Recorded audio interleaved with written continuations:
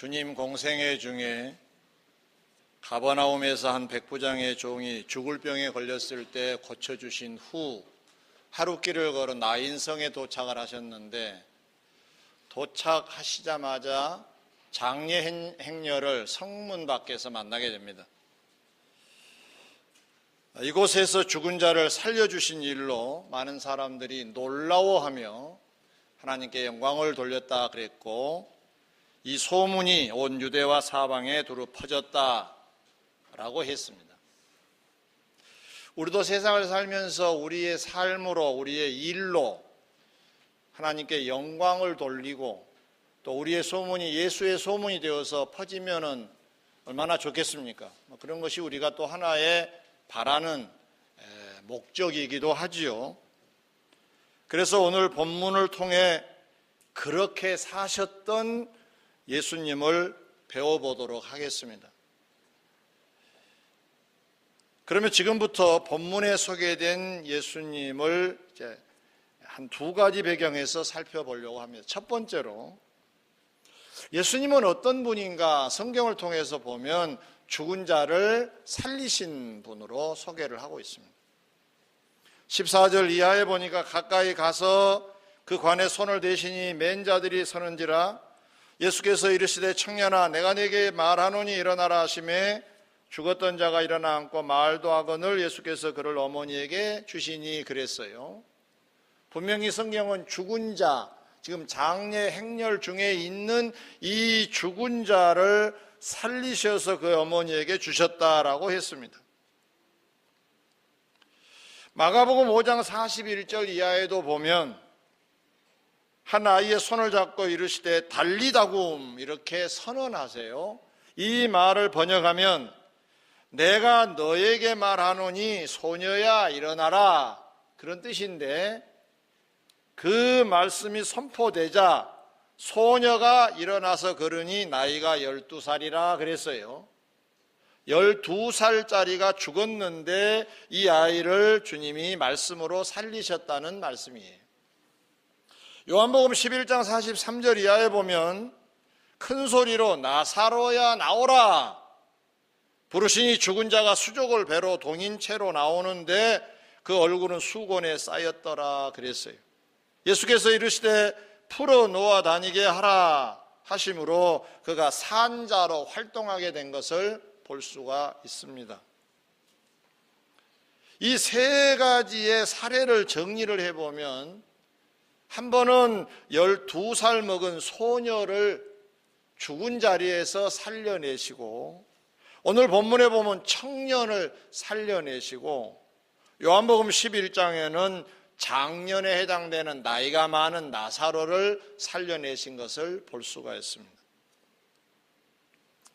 이 의미는 죽은 자를 살려내시는데 12세 소녀, 청년, 그 다음에 나이가 많은 나사로, 이 사람들을 살려내셨다는 말씀은 모든 사람들, 이 분포를 정리를 해놓은 겁니다. 어린 사람, 청년, 나이 든 사람, 모든 죽은 자를 살려내실 하나님이신 것을 보여주고 계신 대목입니다.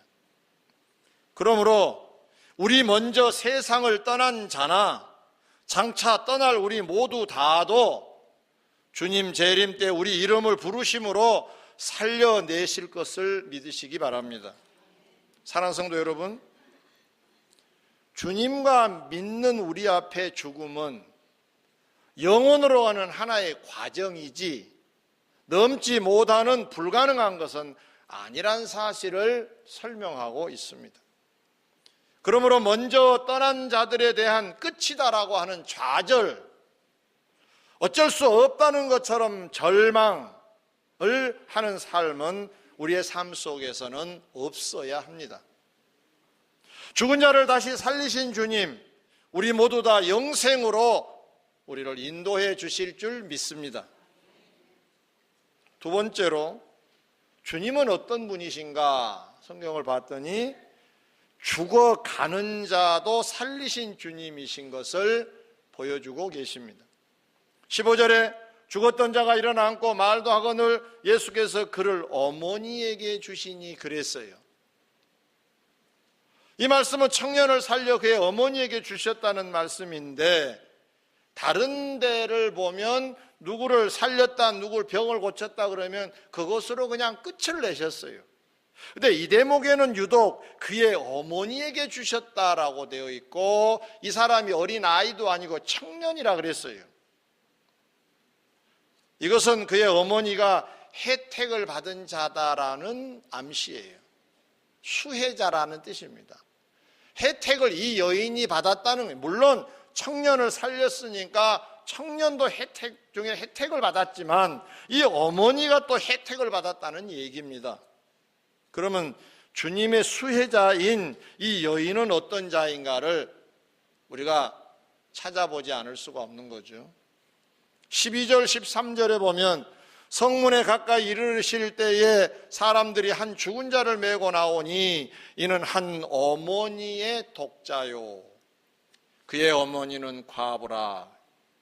그 성에 많은 사람도 그와 함께 나오거늘 주께서 과부를 보시고 불쌍히 여기사 울지 말라 하셨다 하셨어요. 정리를 해보면 이 여인은 남편을 일찍 잃은 안타까운 여인입니다. 의지의 대상이 사라졌습니다. 얼마나 힘이 들었겠습니까? 독자 아들을 청년까지 키웠습니다. 청년이 유일한 낙이고 소망이고 의지의 대상이었습니다. 그런데 그 청년 독자까지 잃어버렸으니 이 여인의 슬픔은 이루 짐작할 수가 없습니다. 죽은 지 몇 날이 지났는데도 그 슬픔이 없어지지 않아 장례 행렬을 슬피 울며 따르고 있었다고 했습니다. 이뿐이겠습니까? 사실은 지금보다 앞으로가 더 문제 아니겠습니까? 더 외롭고 슬프고 아플 것입니다. 살았다 할 수 없을 정도로 낙이 없는 하루하루의 삶이 되지 않겠습니까? 한마디로 말하면 이 여인은 점점 더 힘들어 갈 것입니다. 나이는 들어갈 것이고 의지가 필요한데 의지의 대상은 없고 얼마나 힘들겠습니까? 저는 이 여인을 묘사하고자 한 것은 서서히 죽어가는 자라고 하는 표현으로 이 여인을 설명하고자 합니다. 그런데 주님께서 오늘 본문을 보면 그 문제를 해결해 주신다는 것을 알 수가 있습니다. 청년을 살려서 그 여인에게 주신 사건이 그 사건입니다. 우리 주님은 죽은 자를 살리시기도 하지만은 죽어가는 자, 시르에 빠져가는 자, 절망 가운데 있는 자도 다시 재기할 수 있도록 살려내신 분이 주님이시라는 것을 분명하게 보여주고 계십니다. 절망에서 희망으로, 낙심에서 용기로 바꿔주시는 주님. 그러면 절망에서 희망으로, 낙심에서 용기로 바꾸는데 무엇을 이용하셨을까요? 오늘 우리의 관심은 여기에 있습니다. 그 무엇으로 사람을 살리는가입니다.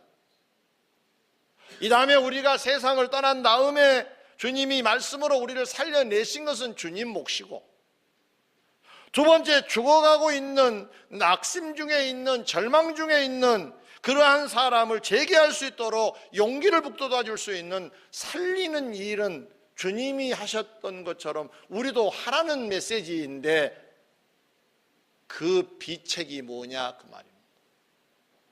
한 두 가지로 다시 설명해 드리고자 합니다. 첫 번째로 13절에 보면 주께서 과부를 보시고 불쌍히 여기사 울지 말라 하셨다 그랬어요. 이 말씀은 그 여인을 살리신 주님은 불쌍히 여기심에서부터 시작이 되었다고 하는 사실입니다. 사람을 불쌍히 여기심이 살리는 시작점이 된다는 말씀입니다. 한문으로 연민이라는 말이 있지요. 연민, 불쌍하고 가련하게 여김, 연민이라는 뜻인데, 연민이 곧 사람을 살리는 기초고 시작이라고 하는 말씀입니다. 성경에 보면 병자를 고치실 때도 불쌍히 여기셨다, 또는 무슨 기적을 베푸실 때도 불쌍히 여기셔서, 이런 대목들이 참 많습니다. 마가복음 6장에 보면 오병이어로 5,000명을 먹이시는 놀라운 역사를 이루실 때도 큰 무리를 보시고 그 목자 없는 양 같음을 인하여 불쌍히 여기사 해서 오병이어로 5,000명을 먹이시고 12광줄이 남게 하셨던 것입니다. 핵심 주제는 주님의 마음 속에 불쌍히 여기심의 마음이 계셔서 이 일이 시작되었다는 뜻입니다. 사랑하는 성도 여러분, 우리와 주님의 관계를 정리해 보면 우리를 불쌍히 여기셨기 때문에 구원해 주신 줄 믿으시면 아멘, 질병도 고쳐주신 것을 믿으시면 아멘, 인도해 주신 것도 믿으시면 아멘, 다 뿌리가 불쌍히 여기셔서예요. 연민이 우리를 오늘에 이르게 하셨다는 말씀입니다. 이 주님의 연민, 이 주님의 불쌍히 여기심은 앞으로도 우리를 보호하실 것이고 도우실 것을 믿습니다. 그러므로 혹 어려움에 처해 있으신 분 계시면 불쌍히 여기실 주님을 향해 손을 들 수 있어야 합니다. 사인을 보내자. 성경에 이스라엘 백성들이 기도하는 장면을 보면 손을 들었다 이런 대목이 나옵니다. 또는 간구했다 이런 표현들이 나오는데, 이건 전부 다 우리 입장에서 불쌍히 여겨달라고 하는 사인이에요. 우리는 어떤 모습으로든지 주님께 우리의 안타까운 사연을 말씀드리심으로 불쌍히 여겨주시는 주님의 그 긍휼하심을 입을 수 있어야 되지 않겠냐는 겁니다. 주님은 우리를 불쌍히 여겨주실 줄 믿습니다. 긍휼히 여겨주실 줄 믿습니다. 그 기대를 걸고 기다리는 여러분 되셔서 끝내 승리자가 되시기를 주의 이름으로 축원합니다. 주님은 우리를 그렇게 대하여 주셔서 우리는 감사한데, 우리의 삶은 어떻게 살아야 할 것인가? 그럼 받기만 할 것인가? 아니죠. 주님이 이런 모습을 우리에게 보여주신 것은 우리로 하여금 배워 살게 하신 목적도 담겨져 있습니다. 사람과의 관계에서도 이 연민이라고 하는 것을 갖게 되면 기적이 일어납니다. 한 일화를 소개합니다.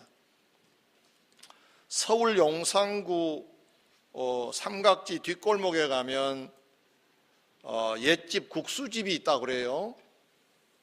아주 작은 식당인데 주인 할머니가 25년째 다시다 국물에 국수를 말아 판다고 합니다. 10년 넘게 값은 2,000원에 동결을 시키고 혹시 배고픈 사람이 오면 무한 리필도 해준다고 합니다. 이 식당이 조그만하고 값은 싼 식당이지만은 SBS TV에 소개가 되는 그런 기현상도 있었다고 합니다.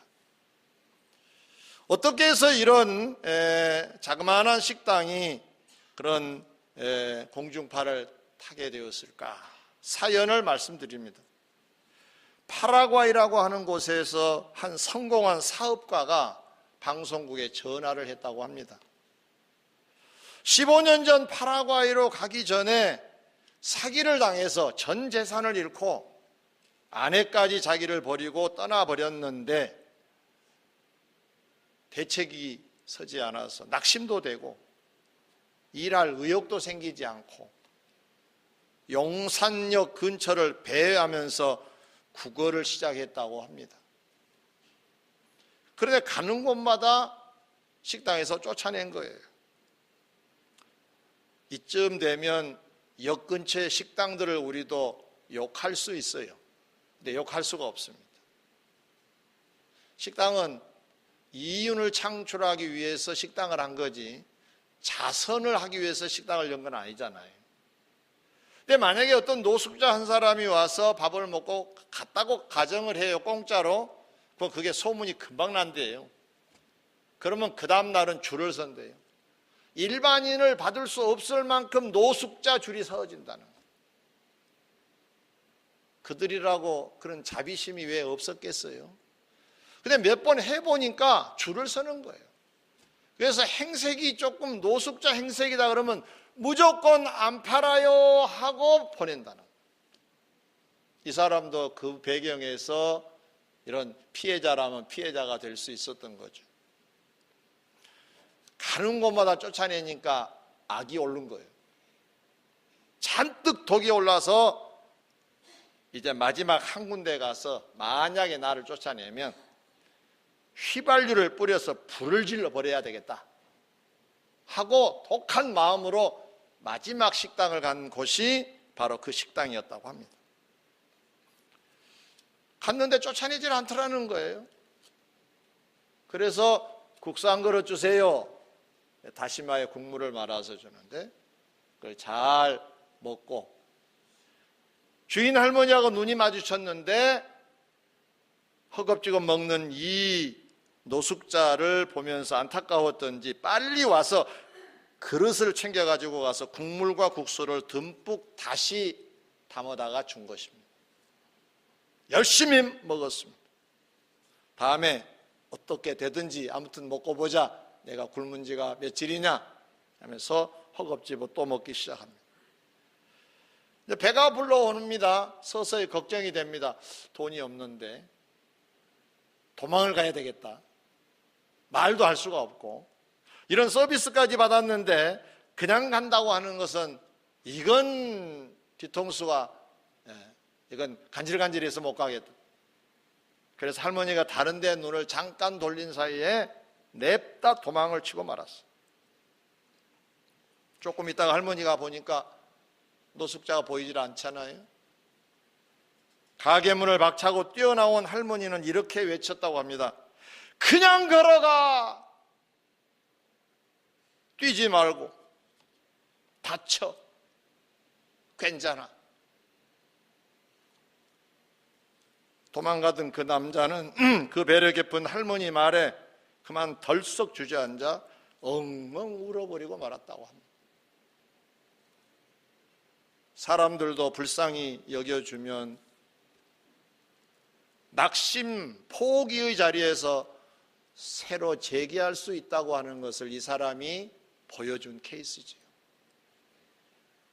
그런 할머니의 배려 깊은 말 한마디에 용기를 얻어서 어찌어찌 해가지고 파라과이에 갔는데 큰 사업가로 성공을 했다고 합니다.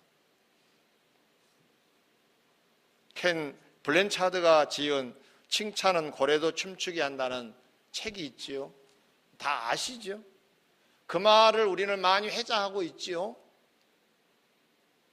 칭찬과 긍정의 에너지가 얼마나 큰가를 보여준 그런 문장이고 책 내용이지 않습니까? 낙심하고 포기하고 절망한 가운데 있는 사람들을 서서히 등불이 꺼져가는 등불 같은 재미없는 세상을 산 사람들에게 좋은 약은 뭐겠습니까? 불쌍히 여김입니다. 연민입니다. 긍휼을 가지고 바라봐 주는 것입니다. 그냥 걸어가. 뛰지 말고. 다친다. 괜찮다고. 그 말을 했을 뿐인데 그는 재기에 성공을 하지 않습니까? 명절이면 가족을 만나고 일가 친척들에게 인사하는 좋은 명절의 풍습이 있지요, 우리에게. 이번에는 겉으로만 보지 마시고 자세히 보면 흔적이 있을 거예요. 얼마나 고생했는가의 흔적, 힘들었을 흔적, 아픈 흔적, 외로웠던 흔적. 아내를 바라보시고 남편을 바라보시고 부모를 바라보시고 자녀들을 바라보시면 보일 겁니다. 우리 한번 오늘은 집에 돌아가셔서 그동안에 고생 많이 했다. 따뜻하게 손을 잡아줘야 되겠는데 오늘 실습을 한번 해보겠습니다. 옆자리에게 고생 많이 했습니다. 서로 한번 고생 많이 했습니다.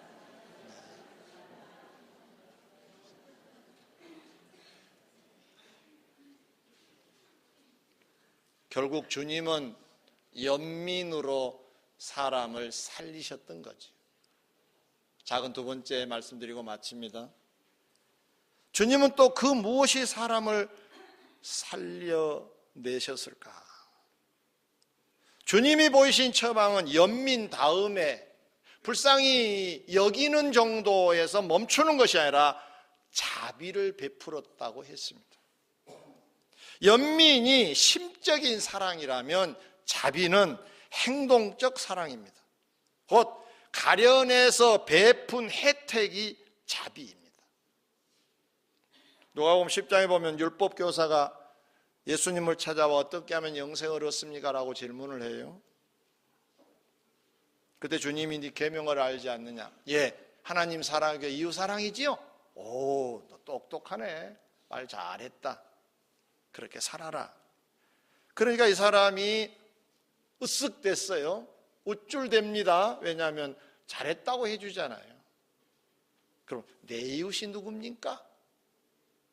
이제 유도해서 자기가 이웃도 사랑을 실천하고 있다는 걸 얘기하고 싶었던 건데 주님이 좀 깊이 들어가서 말씀을 하셨어요. 예를 들기를 어떤 사람이 예루살렘에서 여리고로 내려가다가 강도를 만나서 거반 죽게 되었단다. 있는 거 다 빼앗기고. 근데 제사장이라는 사람이 지나가다가 보고 피하여 지나가고, 그 다음에 레인이 지나가다 피하여 지나갔는데 마지막으로 여행 중에 있는 사마리아 사람 한 사람이 지나가다가 불쌍히 여겨 그를 도와주기 시작했단다. 상처를 싸매고 상처를 묶고 자기 짐승에 그를 태우고 주막에 데려다가 저녁 내 간호해주고, 그리고 돈을 주면서 내가 여행길에 돌아올 때까지 살펴달라. 돈이 더 들면 내가 그때 돈 줄 테니까 하면서 돈까지 일부 맡기면서 다음에 또 돈을 주겠노라고 약속을 하면서 떠난 사람 얘기를 주님이 하시면서, 자, 제사장, 레인, 사마리아 이 세 사람 중에 누가 이 강도 만난 자의 이웃이 되냐라고 주님이 질문을 하세요. 그러자 그가 대답하기를 자비를 베푼 자입니다. 네 말이 옳다. 너도 이와 같이 살아라 하시면서 자비를 베풀며 살라고 말씀해 주신 것을 볼 수가 있습니다. 자비는 도움을 구체적으로 주는 것을 자비라고 말합니다. 연민은 불쌍히 여기는 선까지라고 한다면 자비는 베푸는 것까지가 자비입니다. 오늘 본문 14절을 보니까 가까이 가서 그 관에 손을 대시니 맨 자들이 서는지라 그랬어요. 이 가까이 가셨다는 것은 주님이 장례 행렬에 가까이 가셨다는 뜻이에요. 그냥 가서 손을 댔다라고 하는 것은, 이것은 당시 유대사에서는 지탄받을 일입니다. 하면 안 되는 금기사항입니다. 왜냐하면 장례 행렬을 멈추는 것도 문제지만 관을 손을 댔다는 것, 시체에 손을 댔다고 하는 것은 이건 문제입니다. 우리나라는 사람이 세상을 떠나면 관에다가 시신을 넣고 못질을 다 하지요. 꼭꼭 묶지요. 이동 때문에 물론 그런 줄 압니다만, 유대 나라는 장례 풍습이 그러지 않다고 합니다. 우리나라처럼 관은 관인데 뚜껑을 닫지 않는다. 그리고 시신이 보이는 거예요. 세마포로 둘둘 감고 이 얼굴은 수건으로 덮어둔다고 합니다. 그러니까 이 관을 손에 댔다는 것은 시신을 만졌다는 얘기하고 똑같은 얘기입니다. 시신을 만지지 않았다 하더라도 관도 만지면 안 되는 세상이었습니다. 주님은 요거도 먹을 걸 각오하시면서 그 일을 하신 겁니다. 왜 그랬을까요? 그 어머니가 얼마나 불쌍했던지, 그 여인의 심정으로 돌아가서 나도 안타깝게 생각합니다 라고 하는 걸 보여주시면서 적극적으로 이 여인에게 바로 이 아들을 살려 돌려주시고자 하는 주님의 마음이 깊이 담겨져 있는 내용입니다. 한마디로 말하면 큰 자비를 베푸시는 그것도 적극적으로. 보통 사례는 누군가가 요청을 해서 주님이 가시는 것으로 되어 있는데 이 케이스만 유일하게 스스로 가까이 가셔서 이 관에 손까지 대신 것은 유일합니다. 주님이 힘들고 어려운 자들에 대한 관심이 얼마나 크신가를 보여주신 것이고 얼마나 적극적으로 돕고자 하신 것인가를 보여준 내용입니다. 힘들고 어려운 성도 여러분, 주님은 모든 당시에 이것저것 다 파괴하시면서까지 위로하시면서 자비를 베푸셨습니다. 그 연민과 자비는 오늘날 여러분을 향하고 계신 줄 믿습니다. 한편 우리는 우리 주위의 사람들에게 작은 주님처럼 연민과 자비를 베풀 수도 있어야 된다는 것이 이 성경의 교훈입니다. 명절 때 만나는 사람들을 다시 한번 둘러보시면서 우울해하는 사람은 없는지, 외로움을 타고 있는 자는 없는지, 힘들어하는 자는 없는지, 뭔가 때문에 살맛을 잃은 자들은 없는지 좀 더 적극적으로 다가가서 장례 행렬에 다가서서 그 관에 손을 대신 주님을 연상하시면서 그 모든 것을 다 극복하고 다가서서 주의 사랑을 나타내는 자비를 베푸는 여러분 되시기를 주의 이름으로 축원합니다. 그리할 때 우리의 말 한마디, 우리의 손 한 번 만져줌이 그 누군가에게는 살맛 나는 세상의 시작점이 될 수 있을 것이고 하나님께 영광을 돌리는 일이 되어질 줄 믿습니다. 끝으로 힘들고 어려운 자들에게 혜택을 줄 때 주의할 것 한 가지만 말씀을 드리고 말씀을 마무리하고자 합니다.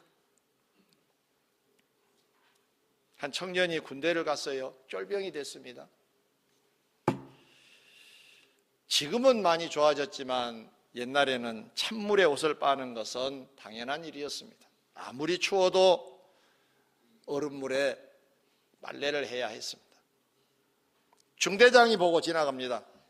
안 됐다 싶었던지 신병, 저 식당에 가서 취사병들에게 따뜻한 물 좀 달라 그래서 녹혀가면서 빨래를 하지. 그리고 지나갔습니다. 중대장의 말씀을 그대로 믿고 식당으로 갔습니다. 식당에 가서 중대장님이 그러시는데 물 떠다가 손을 담가가면서 빨래하라고 그래서 왔습니다. 엎드려 뻗쳐 꿈만 맞고 기압이 빠져가지고 혼을 내서 보냈어요. 아, 이게 안 되는 거구나. 다시 빨래를 합니다. 이번엔 소대장이 지나가면서 신병, 아 춥겠다. 동일하게 식당 가서 물 떠다가 좀 하라고 얘기를 해줍니다. 이번에는 갔을까요? 안 갔을까요? 또 가면 기압 빠지다 그럴 건데 갈 수가 없었던 거죠. 그러고 있는데 특무상사가 지나가면서 신병 뭐 하고 있나? 빨리 하고 있습니다. 아우 손스럽겠구나. 심부름 하나 해야 되겠다. 식당에 가서 내가 세수한다고 세수물 좀 받아와라. 그래서 물을 받아가지고 와서 여기 있습니다. 손 녹여가면서 빨래해. 그리고 지나갔다고 합니다. 중대장, 소대장은 욕할 수는 없습니다. 왜냐하면 그도 불쌍한 마음이 들어서 따뜻한 마음으로 안내를 해준 거죠. 그러나 이 사람에게까지는 혜택이 돌아가지 않았습니다. 우리가 베푸는 그동안의 연민과 자비, 어쩌면 내 만족의 연민과 자비의 선에 멈춰 있었는가도 몰라요. 그래 놓고는 했다고 말할 수도 있다 그 말입니다. 정말로 혜택이 돌아갔는가는 돌아봐야 합니다. 이번 명절에 꼭 실천해 보십시오. 위로자가 되시기를 권면합니다. 격려자가 되시기를 소원합니다. 연민의 정을 가지고 자비를 베푸는 데까지 이르시기를 바랍니다. 우리 만족이 아니라 상대가 만족이 되는 데까지 자비를 베푸는 명절이 되면 참 좋은 명절이 되는 거 아니겠습니까?